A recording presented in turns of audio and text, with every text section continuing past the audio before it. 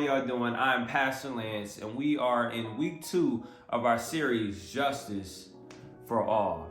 And before we start, I want to share just a story from my high school years about when folks were ruthless to me, and I'll be more specific. Back in high school, we were a fan of making jokes about each other. And making jokes about each other at all costs, no matter how the other person felt about the joke or anything. And I also participated in the same thing as well. And so one day, I used the restroom at school, and I put down toilet paper on the toilet seat, as we all do in public restrooms. Or maybe you don't do it. If you don't do it, I'm not judging. It's all good. And anyway, so after doing this, I didn't think anything of it. I used the restroom. I went back to class. And when I went back to class, I saw people pointing, and even my friends pointing and laughing at me. And I was like, what's going on? What's the big deal? And it turns out I had toilet paper stuck inside my pants from when I was using the bathroom. So all day I just had to hear joke after joke after joke after joke. I would not have lived it down. I was completely embarrassed. I didn't know what to say. I mean, I laughed about it maybe 2 days later, but it was traumatizing, to say the least, in the moment. And that's a lighthearted story about how somebody could be reckless to you or be making fun of you. But today we're going to be approaching something a little bit different and continuing the story of Joseph and his brothers. Just to recap, we're talking about Jacob's family. Joseph, who has a different mother than Jacob's other sons. And Jacob is favoring Joseph, so much so that he gives him a multi-technicolor coat to pretty much symbolize, hey, he has more value than these other sons. And so what we're picking up at is the next part in the story, where things don't seem to go as good as they have been going, especially for Joseph, who has been the favorite. So let's take time and read Genesis chapter 37, verse 17.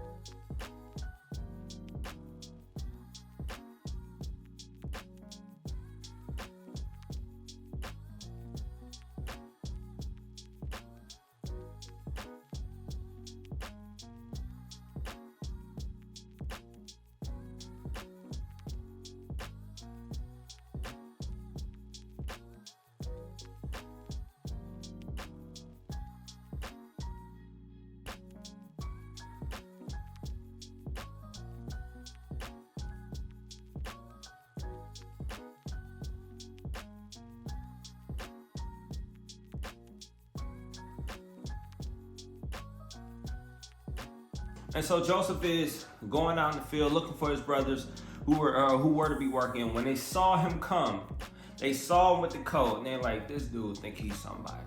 He think he's a whole lot better than we are because of that coat that our pops had given to him. And when they saw that, they were filled with jealousy and anger. And in their anger, they made a decision. They're like, we got to do something about this dude. This dude is dreaming all these lofty dreams about how we're going to be his servants, and we have to put an end to this. And they're plotting to kill him. And so what happens? Reuben, Joseph's brother, has different plans. He says he doesn't really want Joseph to die. He wants to find a way to figure out how to get Joseph out of this situation and in the clear into safety. And so instead of them letting them do this, we see something else happen altogether. And so in the next part of the story, in Genesis 37:24 through 36, as Reuben has this plan and he's like, all right, I got Joseph in the clear, he's safe. What we see is his brothers don't go along with that plan. They say, you know what? If we can't kill him, we still want him to have a life that is miserable and pitiful. And so instead of just leaving him in the pit that they put him in, they decide to sell him into slavery without Reuben knowing this at all. And they wanted to make sure that they didn't have to cover up a death, but the reality is that slavery is selling somebody into slavery is a violent and it's a hateful act.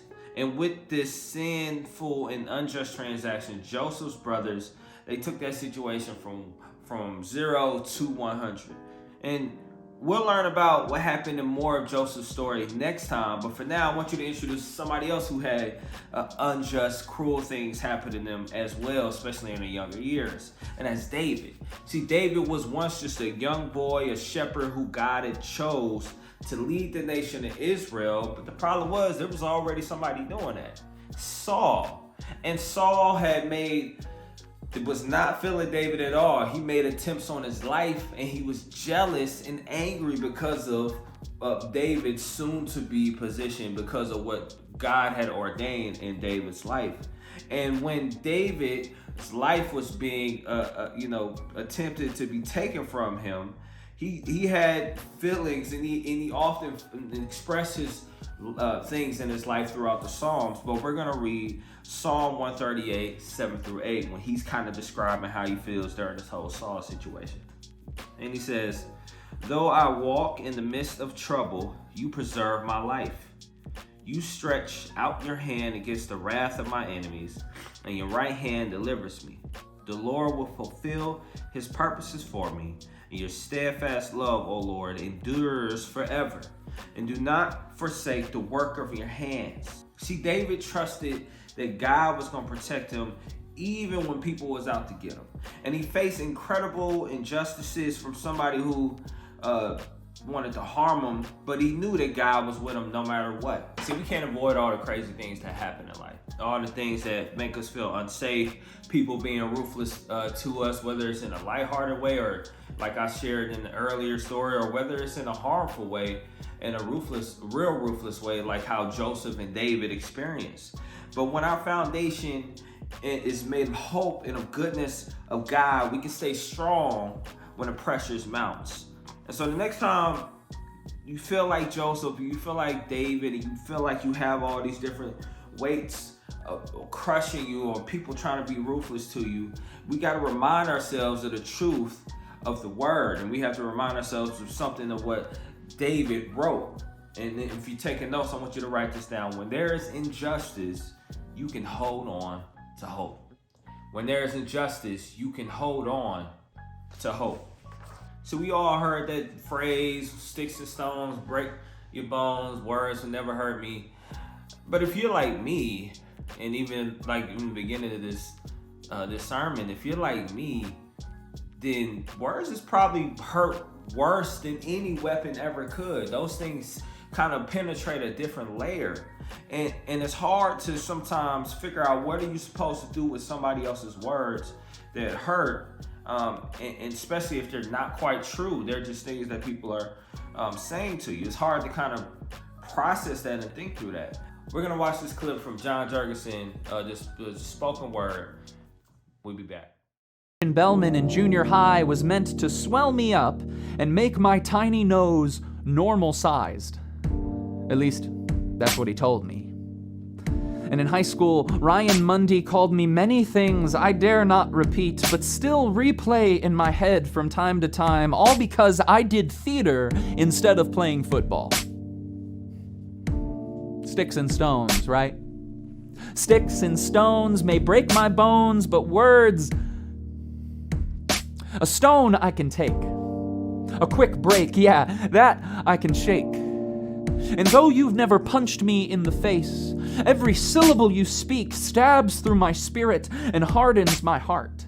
And though my hand makes the cut, your words are the accomplice, seeking to accomplish I know not what other than to bury some sense of loathing you have for your own self. I know you hate yourself so much. Otherwise, you wouldn't be so obsessed with hating me more. See, in the spoken word poem, the artist explains how the words of other people have hurt him, but he also wonders about those who bully and how what is their own hurt and pain. If they're willing to take it a step further, that 0 to 100, where does that come from? And I wonder, have anyone ever treated you cruelly? Have you treated anybody else that way? Why do you think bullies do what they do? And have you ever felt like you needed someone to remind you that you are loved and that there's hope?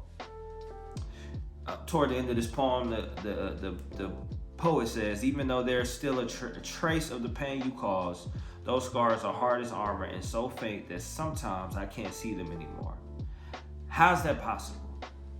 As an answer, he points to Jesus, who also experienced cruelty at the hands of the people who hated him, who speaks love and truth when others speak hatred and lies, and has our future in his hands even when we feel hopeless. And so what we need to be doing is holding on to hope. And that might sound like a good idea, but when you're feeling crushed, it's hard to kind of think of this or refer back to this when you are just experiencing things in the moment. And sometimes it isn't easy to do. And there's a few things I want us to, four things I want us to reflect on as we are trying to deal with the cruelty of the world, the hopelessness and the pain that we might be experiencing due to these different things when people are ruthless to us. One, focus on the truth. Sometimes it's more important, and it's very important to realize that what God says is true.